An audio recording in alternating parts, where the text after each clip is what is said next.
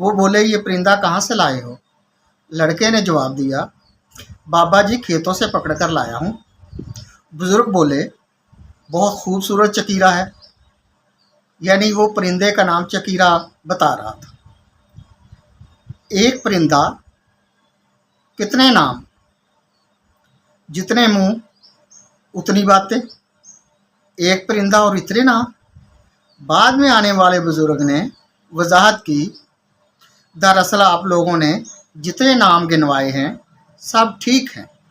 जो नाम मैंने बताया है वो भी इसी परिंदे का नाम है, लेकिन ये नाम जो हुदहुद बताया गया है इस परिंदे का दुरुस्त नाम नहीं है। हुदहुद भी एक ताजदार कलगी वाला खूबसूरत परिंदा है।